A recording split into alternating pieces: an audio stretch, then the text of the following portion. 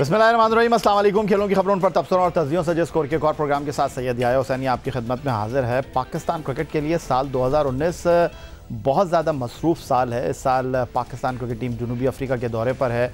उसके बाद पाकिस्तानी क्रिकेटर्स मसरूफ़ हो जाएंगे पाकिस्तान सुपर लीग सीज़न 4 के एडिशन में, और उसके बाद पाकिस्तान क्रिकेट टीम को यूएई में ऑस्ट्रेलिया के 5 वनडे इंटरनेशनल मैचों की मेज़बानी करनी है, जिसके फ़ौरन बाद टीम पाकिस्तान रवाना हो जाएगी इंग्लैंड, जहां 5 एक रोज़ा मैचों की सीरीज़ में इंग्लैंड की टीम पाकिस्तान टीम की मेज़बानी करेगी। और उसके बाद वर्ल्ड कप क्रिकेट टूर्नामेंट 2019 का मेला इंग्लैंड की सरज़मीन पर लगेगा। 10 शहरों में ये मुकाबले हैं। और साल 2019 पाकिस्तान क्रिकेट में बहुत से लोगों की सिमत का तयन करेगा, बहुत से लोगों के मुस्तकबिल का फ़ैसला करेगा, और आज के इस प्रोग्राम में हम इन्हीं मौज़ूआत पर बात करेंगे। जी हाँ जनाब, आज के शो में हमारे साथ पाकिस्तान क्रिकेट से जुड़े वो लोग मौजूद हैं जो पाकिस्तान क्रिकेट को बहुत बारीक नज़र से देखते हैं, और इस दश्त की स्याही में उनका तजुर्बा पाकिस्तान के बहुत सारे खिलाड़ियों से बहुत ज़्यादा है। हमारे साथ स्टूडियो में मौजूद हैं सीनियर स्पोर्ट्स जर्नलिस्ट और नामा जंग से वाबस्ता हैं मोहतरम अब्दुल माजिद भट्टी साहब। खुशामदीद कहेंगे भट्टी साहब आपको। उनके साथ मौजूद हैं एक्सप्रेस में प्रोग्राम करते हैं sports page Maroof sports anchor Mirza Iqbal Baig साहब, हमारे सीनियर स्पोर्ट्स जर्नलिस्ट। आपका बहुत शुक्रिया कि आपने हमें ज्वाइन किया।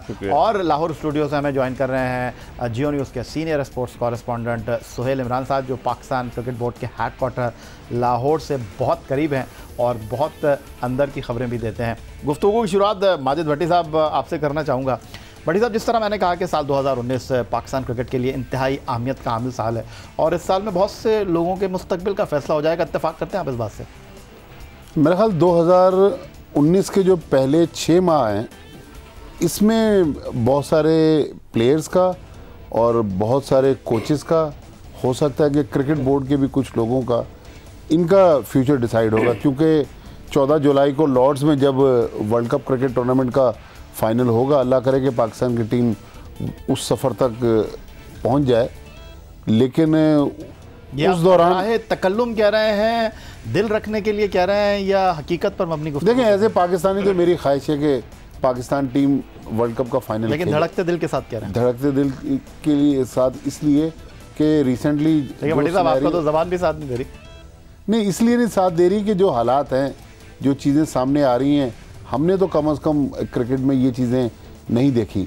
और रिसेंटली कुछ प्लेयर्स भी अब आवाज़ उठाना शुरू हो गए। इसका मतलब प्रोटेस्ट भी पाकिस्तान क्रिकेट में अब सामने आया। मुझे याद है अब से कुछ अर्सा पहले जब सरफराज अहमद की गालिबन सिलेक्शन का मसला था, तो कराची प्रेस क्लब पर उस वक्त केसीसीए के सेक्रेटरी थे प्रोफेसर एजाज फारूकी। उन्होंने यहाँ पर कुछ लोगों के साथ मुजाहरा किया, बल्ले और कुछ क्रिकेट का सामान जलाया, जिस पर क्रिकेट बोर्ड ने एजाज फारूकी पर पाबंदी लगाई, और एक अजीब व गरीब सिचुएशन थी। फिर ज़का अशरफ आए, वो पाबंदी हटी, तो लोगों ने कहा यार ये क्रिकेट में अब रीजन्स की तरफ से प्रोटेस्ट हो रहा है। लेकिन अब जिस तरह आपके प्रोग्राम में खुर्रम मंजूर बोल रहे हैं, तो ये भी यूनिक चीज़ है। माजी में हुई, लेकिन उन प्लेयर्स की हुई जो करंट टीम से वाबस्ता रहे। फर्स्ट क्लास क्रिकेट में अब ये जो एहतजाज है, तो इसका मतलब देखें, मामलात अगर दुरुस्त सिमत में जा रहे होते, एटलीस्ट लड़कों को सेटिस्फाई तो किया जाता। मैं ये नहीं कह रहा कि पाकिस्तान टीम में खिला दें। ए टीम का जो सिलेक्शन हुआ है, जब लास्ट टाइम भी हमने एक यहाँ प्रोग्राम किया था, इकबाल भी उस वक्त साथ थे, उस वक्त भी कहा था कि ए टीम के सिलेक्शन में पाकिस्तान टीम से बड़े घपले हुए हैं। लेकिन चूँकि हम लोग उसको इतना फॉलो नहीं करते, इंग्लैंड लाइंस के ख़िलाफ़ और न्यूजीलैंड ए के ख़िलाफ़ जो टीमें खेली, खुर्रम मंजूर को उस वक्त ए टीम में खिलाया गया एक मैच, जिसकी 2 इनिंग्स में उन्होंने 17 रन बनाए, जब गालिबन आबिद अली को यहाँ फाइनल के लिए, कायदन ट्रॉफी के फाइनल के लिए बुलाया गया। तो गाना तो आपने सुना होगा, ताल से ताल मिला। आपकी गुफ्तगू को हम थोड़ा सा आगे बढ़ाते हैं, और आपने जो ये बात की है, इंज़मामुल हक साहब जब चीफ सेलेक्टर बने थे, तो उन्होंने कुछ अपने जो है वो लाइनों को सेट किया था, और कुछ चीज़ों को उन्होंने कहा था ये उनके पैरामीटर्स हैं, और ए टीम जब मुंतखब की जाएगी तो वो 30 साल से ज़्यादा उम्र का खिलाड़ी उसमें रखेंगे नहीं। और वो ये कह रहे थे कि बहुत सारे खिलाड़ी जो है वो ए टीम के टूर करते रहते हैं। उन्होंने असल में कहा क्या था, वो ज़रा आपको दिखाते हैं। पहली दफ़ा कैंप में आए हैं, और ये ज़रूरी नहीं है कि वो सिलेक्ट भी हो जाए। अब वो है उस चीज़ में, तो मेरा ये था कि जी 30 साल से ऊपर अगर कहीं बहुत ज़्यादा ज़रूरत हमें महसूस हुई तो हम शायद किसी को भेज दें ए टीम में, वरना अदरवाइज़ हमें इस चीज़ को है ना थोड़ा सा ज़रा ख्याल रखें। आज चूंकि स्पोर्ट्स की दुनिया के बड़े माने जाने लोग मौजूद हैं तो सीधे सवाल उनसे करेंगे। इकबाल बेग साहब, माजिद भट्टी साहब तो बड़े दोस्त रहे हैं इंज़माम उल हक के, लेकिन आपने जो है हल्का हाथ नहीं रखा इंज़माम उल हक पे, तो आपको तो मौका मिला इंज़माम उल हक के जो मामलात थे उनको एक बार फिर डिस्कस करने का, क्योंकि आप ही वो जर्नलिस्ट है जिसने इस बात को उठाया था कि 2007 में जब जनूबी अफ्रीका के ख़िलाफ़ आई थिंक लाहौर में आखिरी टेस्ट मैच इंज़माम उल हक खेले तो वो डील का नतीजा थी और इंज़माम उल हक जो है वो 1 करोड़ रुपये पाकिस्तान क्रिकेट बोर्ड से लेकर जो है वो रिटायरमेंट पर रज़ामंद हुए थे। तो ऐसा लगता है कि जो गलतियाँ इंज़माम उल हक ने खिलाड़ी की हैसियत से, कप्तान की हैसियत से, कि सीखा नहीं उन्होंने उससे। बिल्कुल, एक तो पहले तस्दीक कर दूं, दोस्त रहे नहीं, इनके अभी भी दोस्त हैं माजिद भट्टी साहब के। आप इस बात ये तो पूछेंगे भट्टी साहब से आगे पूछेगा तो, और वाकई में इसमें कोई शक नहीं कि इंज़माम उल हक जब 2003 में, मैं खुद उस वक्त मैं जियो सुपर पे प्रोग्राम करता था, मैंने डॉक्टर नसीम अशरफ से पूछा, वो इनकार कर रहे थे, लेकिन बाद में पता चला कि वाकई में इंज़माम उल हक को 1 करोड़ रुपए रिटायरमेंट पर दिए गए, जिसके बाद कई साबिक टेस्ट क्रिकेटर्स ने जिन्होंने पाकिस्तान के लिए गिरा कर खिदमात सर अंजाम दी, उन्होंने गिला किया कि आखिर इंज़माम लाडले अनोखे लाडले क्यों है, इनको क्यों 1 करोड़ रुपए दिए गए। लेकिन इंज़माम उल हक जितने बड़े खिलाड़ी थे, 120 test matches, 378 one day international matches, जो उन्होंने इज्जत कमाई थी क्रिकेट की दुनिया में जब वो आए। मुझे अच्छी तरह से याद है 1990 में इमरान खान ने उन्हें वेस्ट इंडीज़ के खिलाफ उनका वनडे डेब्यू कराया गद्दाफी स्टेडियम लाहौर में, फिर उसके बाद 92 के वर्ल्ड कप में, 91 में डेब्यू कराया, 92 के वर्ल्ड कप में लेकर गए। इंज़माम ने पाकिस्तान के लिए बड़े कारनामे सर अंजाम दिए, ट्रिपल सेंचुरी भी बनाई टेस्ट क्रिकेट में। लेकिन जो इज्जत उन्होंने या कमाई थी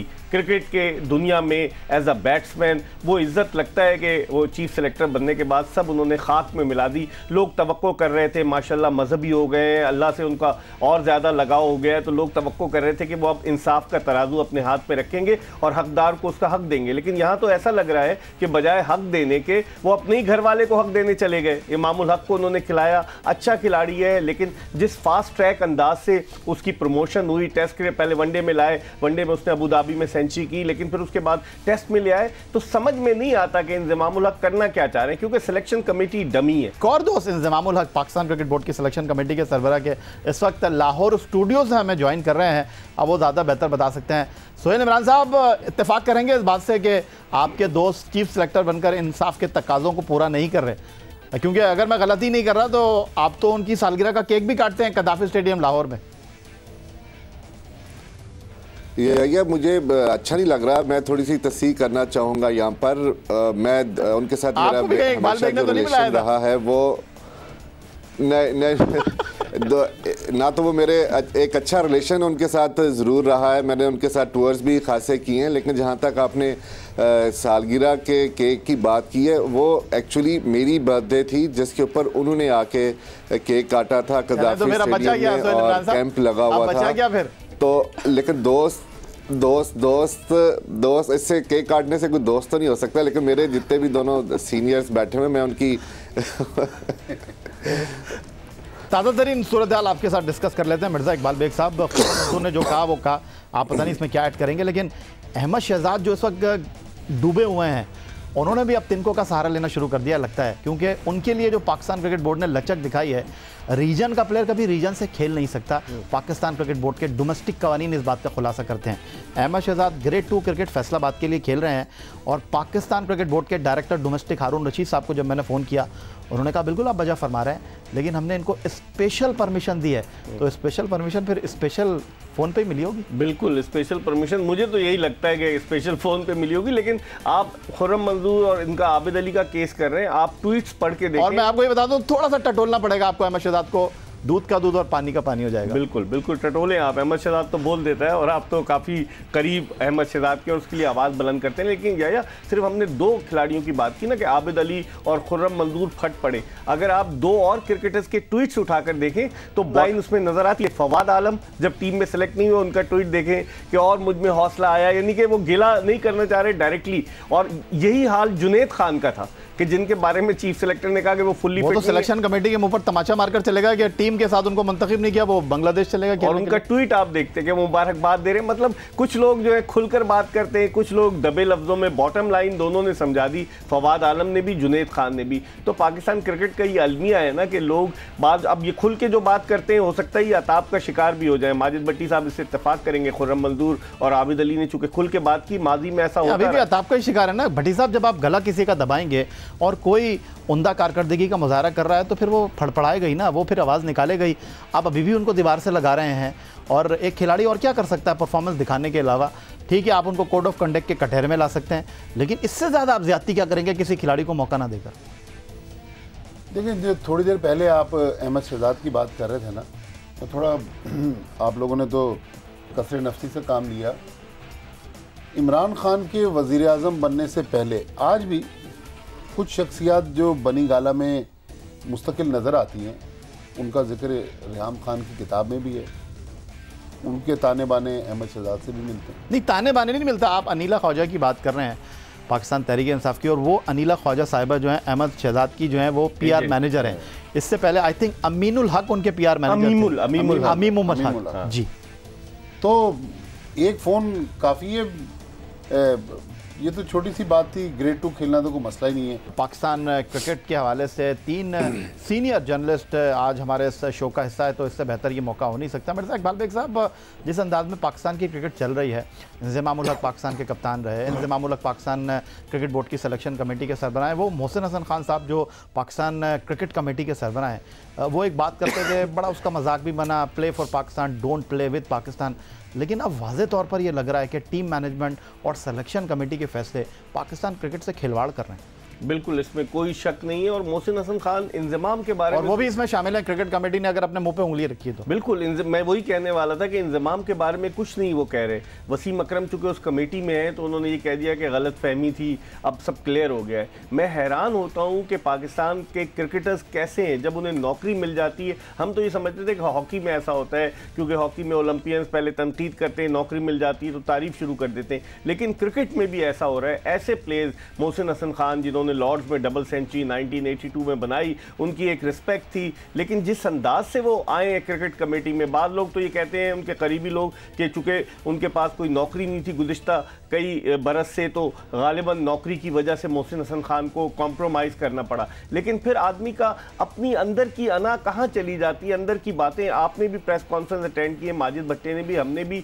प्रोग्रामों में उनसे गुफ्तगू की है कि टेंटेड लोगों के साथ मैं नहीं काम करना चाहता, बहुत कुछ कहते रहे। लेकिन अचानक उन्हें क्या हो गया? मैं तो ये समझता हूं कि क्रिकेट कमेटी, आपने बिल्कुल सही कहा, वो भी इसकी जिम्मेदार है, क्योंकि क्रिकेट के मामलात हैं, क्रिकेट कमेटी जो है वो चला रही है। और मोहसिन हसन खान साहब की बात देखें कि उनको लाहौर बुलाया गया एहसान मानी साहब से मीटिंग के लिए, वहां से वो लोगों को मैसेज कर रहे हैं कि मैं भी मानी साहब से मीटिंग कर रहा हूं और बताऊंगा। यानी कि उनकी कितनी चलती है ये भी किसी से कोई पूछे, कर क्या रहे हैं ये भी कोई पूछे। 50,000 रुपए ले रहे हैं एक मीटिंग के, और उसके अलावा TADA अलग, 5 स्टार होटल में शोफर ड्रिवन गाड़ी मिली हुई है, सब कुछ। क्या यही मयार है? अगर ये मयार है तो फिर पाकिस्तान क्रिकेट का अल्लाह ही हाफिज़ है। तो माजिद भट्टी साहब, 2019 वर्ल्ड कप बदलाव आएगा पाकिस्तान क्रिकेट में, या हर मैच के बाद इसी तरह तनकीद करता रहेगा?